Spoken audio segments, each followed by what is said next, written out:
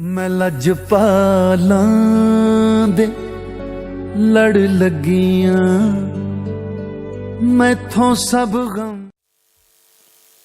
Aqiqah is a wajib. It's an important part of our Islam. It's necessary for us to celebrate a birth. In fact, there's one companion, listen to this hadith. There's one companion, he had a baby, just born. He invited other companions. He said, come to make dua. Who has been? Please make dua. Ameen. Then he said to the companions, can I make dua as well? And if I can make dua, can you say Ameen? They said yes. Did any companion say, no, I'm not coming, I'm leaving? No. Any companion say, I'm not making dua? No. Did any companion say, I'm not eating the food? No. Did any companion complain afterwards? No. They all stayed, they all celebrated, and the father who was celebrating his son's birthday, many years later, he said, that dua which we made for my son, I can see that dua happening now as my son grows older. I can see the dua being answered as my son grows older. So this is a sunnah of the companions of radiallahu ta'ala anhum. They celebrated the birth. When a baby was born, the companions they had a practice where they took their baby to Rasulullah sallallahu alaihi wasallam. He made dua, and then he had a small piece of date, and he chewed it with his blessed saliva, and he put the blessed saliva and the date in the mouth of the baby. And the companions used to say, this is recorded, they used to say, the first thing my baby tasted was the blessed saliva of Rasulullah sallallahu alaihi wasallam. That's how much they loved him. And that's how much he celebrated the birth. And that's how we have to celebrate. We are following the sunnah. There's nothing strange, there's nothing new. It's part and parcel of Islam. In fact, some companions were gathered, and the Prophet went to them, sallallahu alaihi wasallam. They gathered, he went to them. He asked them a question, why are you gathered here? I'm sure we've been asked that question by people. Why are you gathered here? He asked the same question, because he knew in 2016 this question will be asked. Why are you gathered here? They said, Ya Rasulullah sallallahu alaihi wasallam, we are gathered to praise Allah and thank Him for sending you to us. And you know what he said? He wanted to confirm it. In case anybody now would say, no, they gather for this, gather for that, or the business meeting, that meeting, this meeting. No, he said, let me confirm this. Are you gathered for any other purpose? They said, no, this is our purpose. He said, Jibreel alayhi salam has just come to see me. And Allah Azza wa Jal is mentioning this gathering to His angels. Allah loves it so much, He's watching, He's happy, He's calling His angels, He's saying, I'm holding my own gathering with my angels, and I'm telling them, look at these people. They are praising me, and they are thanking me for sending my beloved, sallallahu alayhi wa sallam. So proof after proof. We don't need any more proofs, but let me prove from Quran, because I haven't mentioned Quran, and everything we can prove from Quran. In fact, وَإِذْ أَخَذَ اللَّهُ مِيثَاقَ النَّبِيِّينَ وَمَا آتَيْتُكُم مِّن كِتَابٍ وَحِكْمَةٍ ثُمَّ جَاءَكُمْ رَسُولٌ مصدق لما معكم لتؤمنن به ولتنصرنه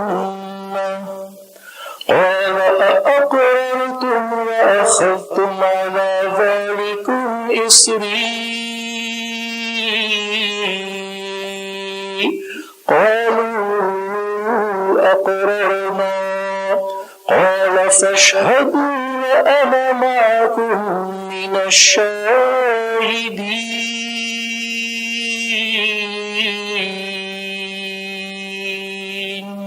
Allahu Akbar. More proof. Verse from Quran. وَإِذْ أَخَذَ اللَّهُ مِيثَاقَ النَّبِيِّينَ. Remember, Allah Azza wa Jalla is saying, when we took the promise, the covenant from the prophets, He gathered only the prophets. Nobody else was allowed. لَمَا آتَيْتُكُم مِّن كِتَابٍ وَحِكْمَةٍ. We are going to give you a book, and we are going to give you wisdom. Every prophet came with wisdom, but not every prophet came with a book. The ones that came with a book are called messengers. The ones that came without a book are called Anbiya or prophets. So there's Rusul, messengers, and Anbiya, Ikram, prophets. There are only about 319 messengers and 319 books. Like Hazrat Adam alayhi salam is actually a Nabi and a Rasul. He brought a book. Hazrat Musa alayhi salam brought a book. Hazrat Isa alayhi salam brought a book. Hazrat Dawood alayhi salam brought a book. The Prophet sallallahu alaihi wasallam, he brought a book. A revealed book. 319. But 124,000 prophets. And these were all gathered. Why were they gathered? Allah wanted to announce something. ثُمَّ جَاءَكُمْ رَسُولٌ.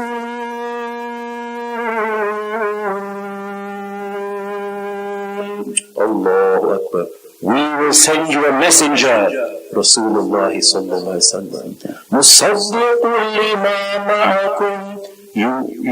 He will confirm what is with you. In other words, he's not just a prophet for mankind, he's a prophet for all the prophets. He's going to confirm. Yes, Ya Allah, I confirm you did this. I confirm you sent this. I witness you have done this. So nobody can question. لَتُؤْمِنُنَّ بِهِ وَلَتَنْصُرُنَّهُ. Then, an order. You will believe in him and you will help him. Now, I'm sure you know in English there's a grammatical phrase called an order. Do this, it's an order. Put this there, it's an order. Wash my car, it's an order. Wash the dishes, it's an order. There is something called a double order. And in Arabic, if you have lam at the beginning of a word and noon at the end, lam taqid and noon thaqila, it is a double order. لَتُؤْمِنُنَّ وَلَتَنْصُرُنَّ. It's a double order. Wash my car, order. You must wash my car, is double order. You must wash the dishes, emphasize order. Allah is emphasizing this. You must believe in him. You must help him. Now hang on. Allah knows that all the prophets, apart from a couple, are actually in barzakh when the Prophet comes to the earth, sallallahu alaihi wasallam. But it's an order from Allah. Allah hasn't said, if you're alive when he's alive, you must. Allah says, no. A double order, you must help him. Whether you're in barzakh or not, doesn't matter. Like Musa alayhi salam in Mi'raj Sharif, he said to the Prophet sallallahu alaihi wasallam, ask Allah to reduce the prayers he's given you. The Prophet never said, peace be upon him, you are from barzakh. I'm not allowed to receive help from a person in the grave. He never said that. He never said that. He received and he took the advice out of his love for Hazrat Musa alayhi salam. And because Allah instructs. So Allah instructed them, you must help him from the grave. لَتُؤْمِنُنَّ وَلَتَنْصُرُنَّ. In fact, the prophets don't need a double order. They're already completely obedient. But Allah Azza wa Jalla wants the prophets to realize, and us to realize more than that, look how much respect and obedience I demand. After all, what does his blessed name mean? It means Muhammad sallallahu alaihi wasallam, the one who is praised. And if you study the grammar, the one who is praised an enormous amount, not just a small amount, a huge amount. Even in his name, he demands respect. He demands obedience. He demands love. He demands honor. So, a double order doesn't need to be.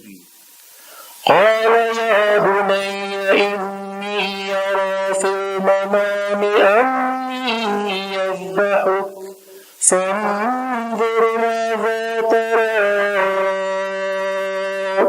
قال يا أبت افعل ما تؤمر. Conversation between Hazrat Ibrahim alayhi salam and Hazrat Ismail alayhi salam. Oh my son, I have had a dream that I am sacrificing you. There is no revelation, there is no angel, there is no book that came down. A dream by Hazrat Ibrahim alayhi salam saying, I have a dream, I'm sacrificing you. That was enough of an order from Allah subhanahu wa ta'ala. But here, double order, emphasize order.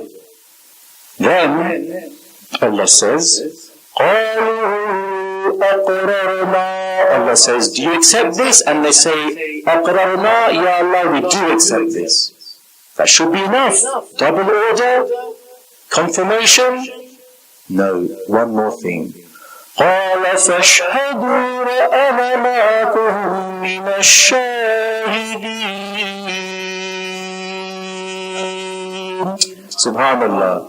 Allah Azza wa Jal says, now do testify on this, swear on this, do shahada on this. Double order, confirmation, shahada. Why? It is because it's Rasulullah sallallahu alaihi wasallam.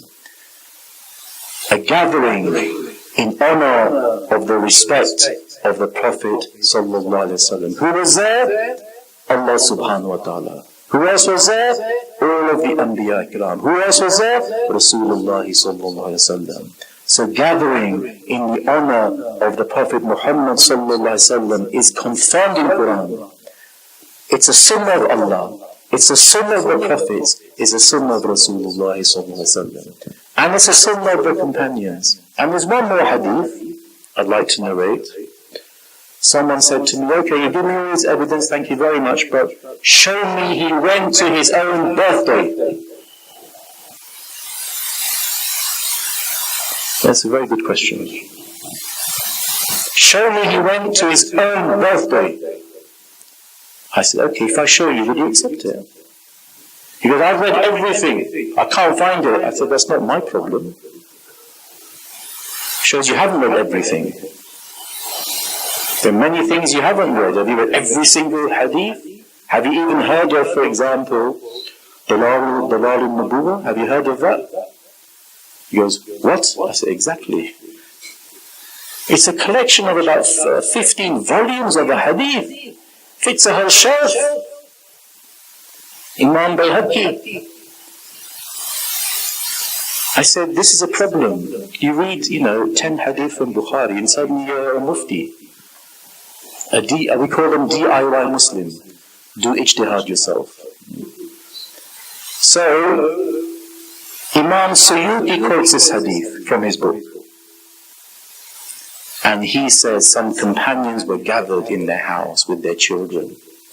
They were talking about the birth of Rasulullah sallallahu alaihi wasallam and talking about his life. And they said, this is the day. This is the day he was born. And the Prophet was walking past sallallahu alaihi wasallam, and he heard them talking, and he joined the gathering. Imam Suyuti rahmatullah alayhi. And then, after the gathering finished, he said to the people who organized this, that angels will always bless such a gathering.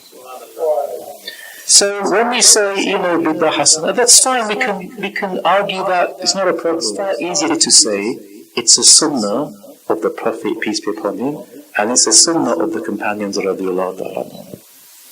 It's simple. No need to go into, bid'ah and like, there's no need to go into it. You can do, absolutely fine, but I think short and sharp and sweet, it's like when you have a fight. I got your attention now, yeah? When you have a fight, you don't want to take too long, do you? You don't want to take half an hour. Just one punch, finished. We've got work to do, we're busy, isn't it? If you're shopping, someone attacks you, one punch, carry on shopping, isn't it? You don't want to. And then, if he hasn't worked out what's happened, what happened to you? Got your attention now? Okay. So similarly, someone asks a question, one answer. It's like when they asked the Prophet ﷺ, his answer was always short, sharp and sweet. And complete. It's like someone said, I want to be the richest man in the world. Very good question. I get asked that question. I want to be the richest man in the world. He asked Rasulullah ﷺ. Now, how would we answer that? We'd say, work hard, get an education, get a job, do this, do that, make some savings, start a business, make lots of dua. That's how we probably answer. This is the greatest of creation. Answering in the greatest possible way. There can be no greater answer than this, because he's the greatest of creation.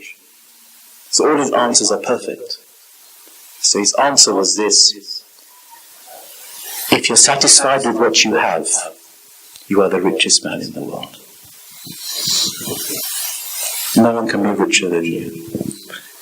And that hadith, actually, there's about 15 questions like this. Very short questions. I want to be the strongest man in the world. I want to be liked by everybody. Questions like this. And short, sharp, sweet answers like that. I call it the hadith for life. Beautiful questions, succinct answers. So this is the life of the person we are remembering. Now, I'm coming back to why we say Hazrat Amina and Hazrat Abdullah radiallahu ta'ala anhuma. Why do we say that? Very simple.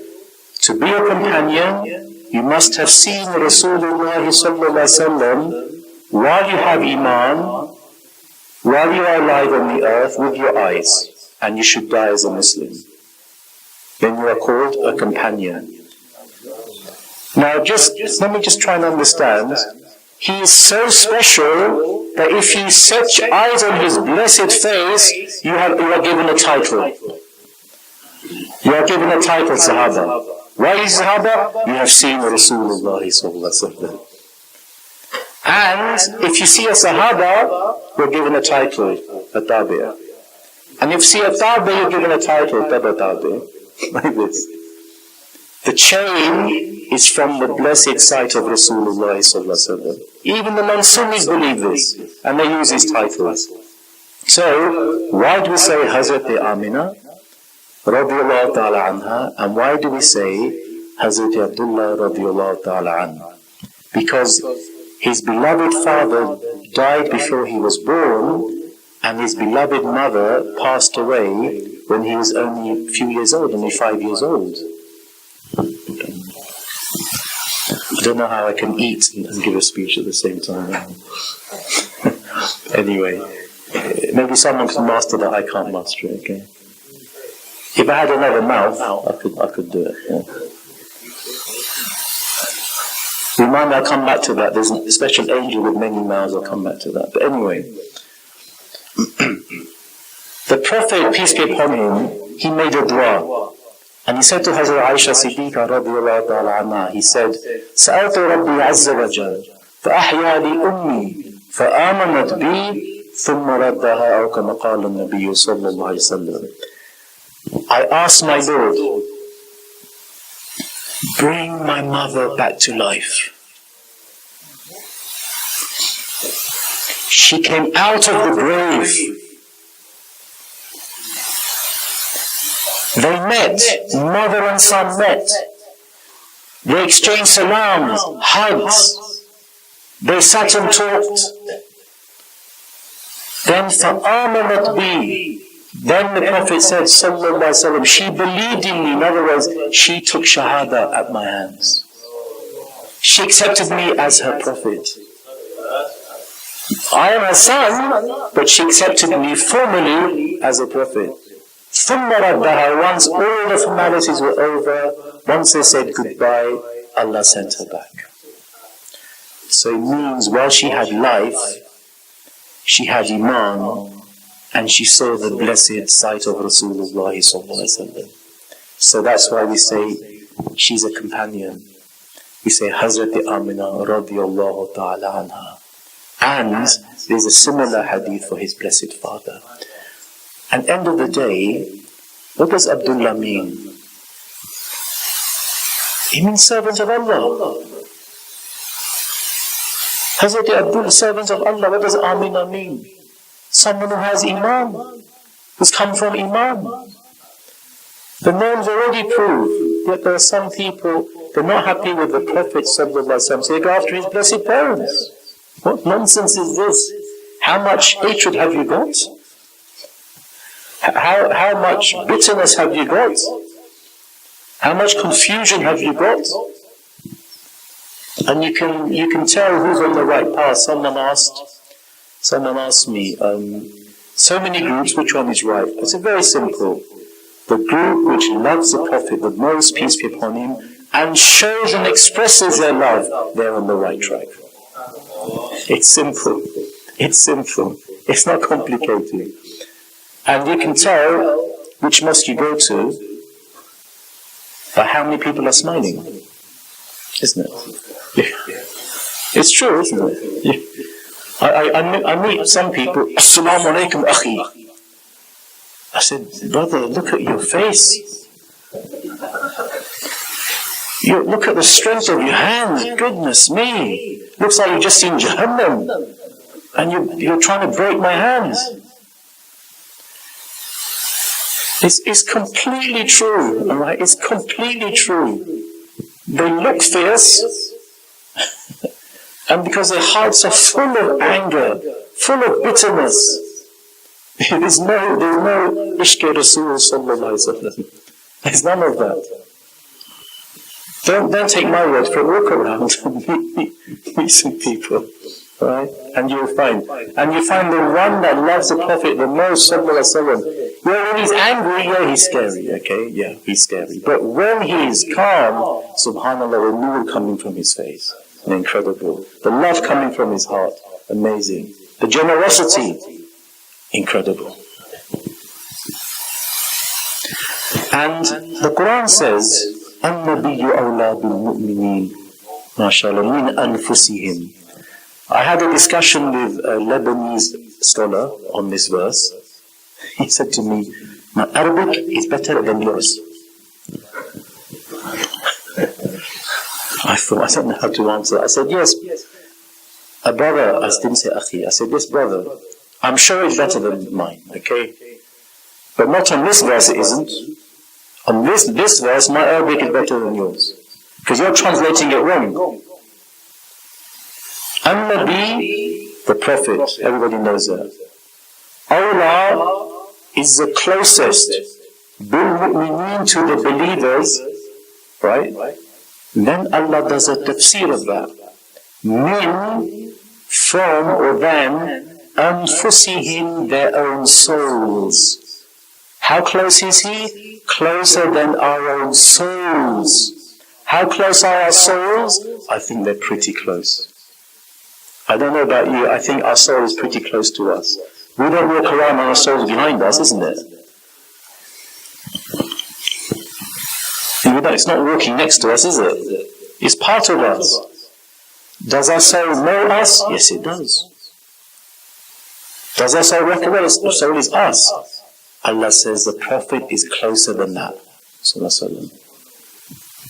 He does his own tafsir, min anfusihim. That means He knows all of us. And it means He's with us whenever He wants to be. He knows our deeds. He knows our actions. He knows what we're saying. I'm not making it up. The Quran says you can't be that close and not know anything. It's like when we say, he's a witness to the whole of mankind. Again, it's from Quran. He's a witness from Shahidan, he's a witness for all of mankind. Someone says, yes, he's a witness, but you know what? It means witness for haqq.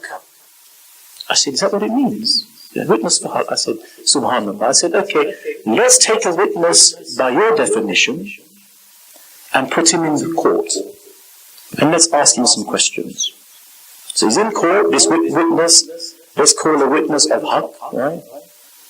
From his definition, he's in court, right? So the judge asks this person, who's a witness, right, young man, did you see anything that happens? You know, we're looking at this crime. Did you see anything that happened? And the witness goes, no. Judge goes, did you hear anything that happened? The witness goes, no. Judge goes, do you know anything about this case? The witness goes, no. Judge goes, what sort of witness are you? You're not a witness. A witness sees, they hear, and they know.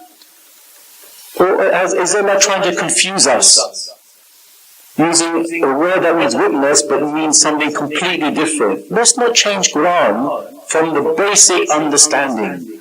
Alif is alif, alif is in ya. Right? So, الَّذِي يَوْلَى بِالْمُؤْمِنِينَ مِنْ أَنفُسِهِمْ. The Prophet is extremely close to us, sallallahu alayhi wa sallam.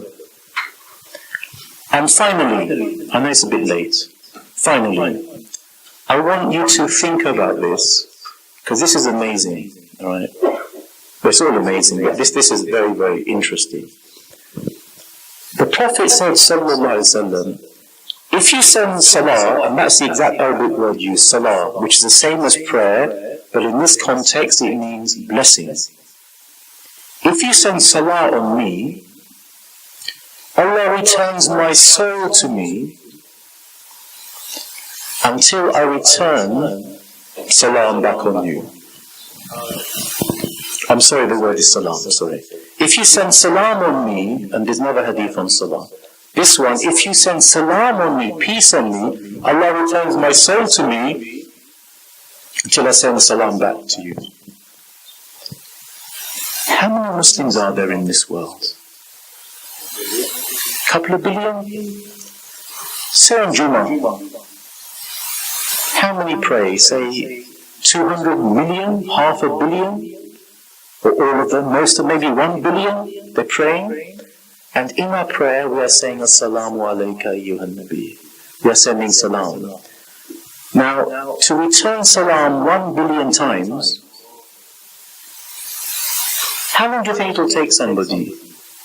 If you're returning salam, assalamu alaykum salam, wa alaykum salam, wa alaykum salam. 1 salam every second, yeah? Roughly. 1 billion times, 33 years.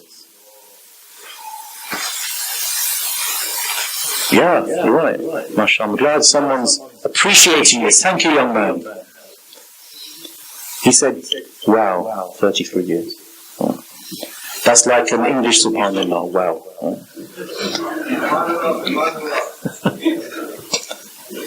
No, I appreciate wow, I do appreciate it. It's the last message I'm giving, okay? 33 years.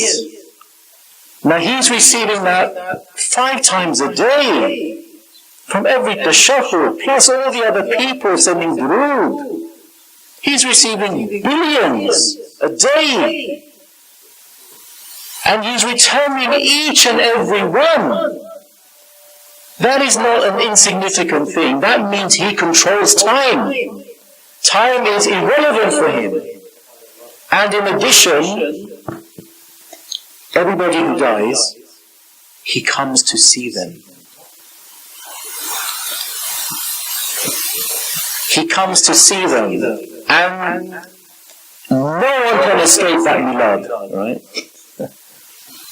People are escaping all their lives. I'm not going to this. And suddenly, I'm sorry, something you have to face now. You have to face the greatest of creation. Let's see how you face. Let's see what you've been saying. Let's see what you've been keeping in your heart. Face this amazing of Allah's prophets. Now for Sunnis, alhamdulillah, it's a blessing, it's a gift, it's school, it's peace. It's worth dying for this. But for non-Sunnis, I don't understand. I don't even claim to understand. Now, how many people are dying every second? Work it out. It's about 3, 4, 5 a second. So he's in 3 or 4 different places around the world at the same time. Plus, he's in Medina Sharif. Plus, he's in the paradise. Plus, he's coming to people's dreams. النبي أولى بالمؤمنين من أنفسهم. Someone who controls time. Time is irrelevant. He knows all of us. He knows all the Muslims that have passed away, all who are living, all who are going to come. And He's prepared for them. He hasn't abandoned us. Because He's still sending salam to us if we want His salam. Can you imagine? I want the Prophet's salam. So he said, yes, you can receive my salam. Just say assalamu alaykum ya Rasulullah. And you can get my salam. Because I'm still close to you. I'm still here. I'm still with you. I'm still your Prophet.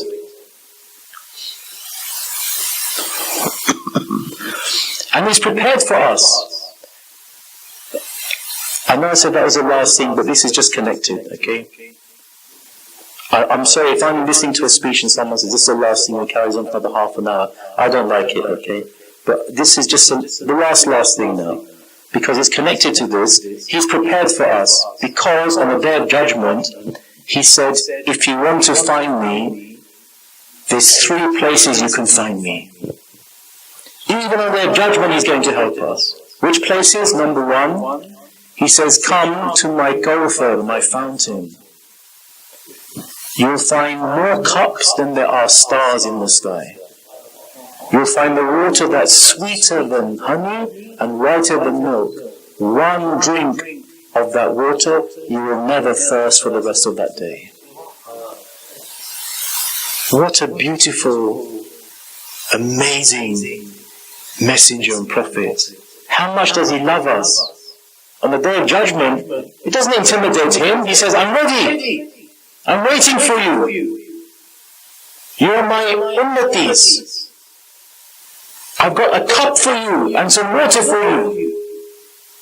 Every prophet will have a fountain. His fountain will be the largest. And the second place, he said, I'll be at the Mizan.